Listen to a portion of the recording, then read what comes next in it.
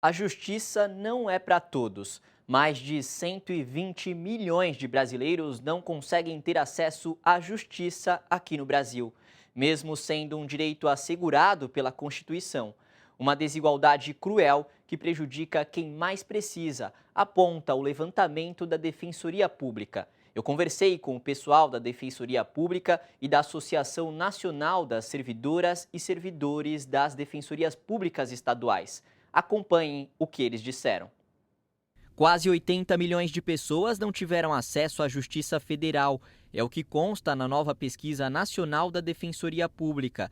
A segunda edição do estudo ainda revela que pouco mais de 48 milhões de pessoas sequer têm acesso à Justiça Estadual.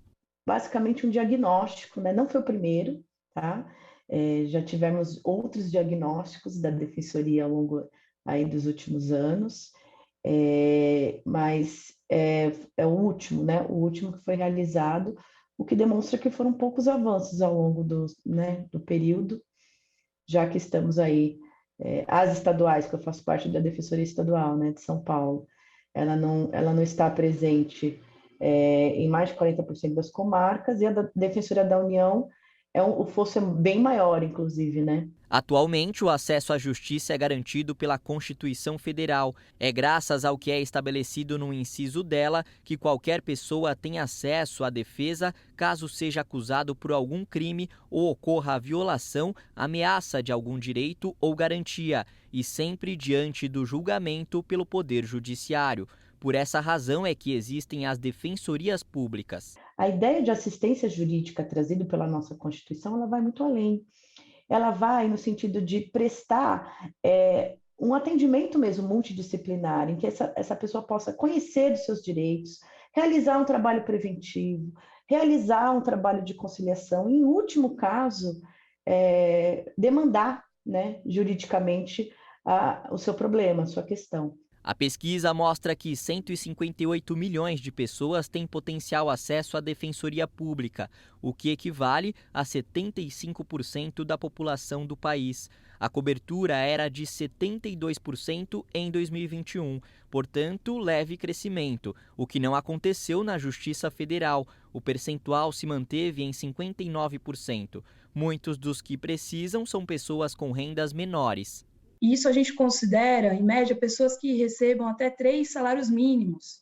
Então, tem uma variação, né, por cada estado, como o Distrito Federal, como considera essa análise do que a gente coloca como vulnerabilidade socioeconômica.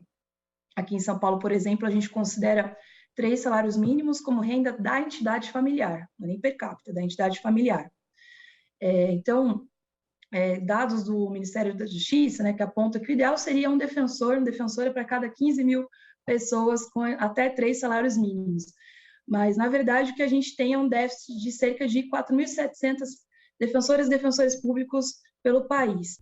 Outro recorte da pesquisa tem a ver com o orçamento. Há diferenças entre os valores destinados aos poderes Judiciário, Ministério Público e Defensoria Pública, o que é natural, mas não na proporção, observa a presidenta da Associação Nacional das Servidoras e Servidores das Defensorias Públicas Estaduais. Se a gente considera que 85% da população brasileira é potencial usuária da Defensoria Pública, nos parece ilógico que tem uma discrepância tão grande de estrutura de orçamento em relação ao Poder Judiciário, ao Ministério Público. Se a gente estivesse falando que a população potencial usuária da Defensoria fosse de 10%, poderia ser até compreensível que tivesse essa diferenciação tão grande, mas não é, porque, como eu disse, são 85% de pessoas desse país que são potenciais usuárias da instituição.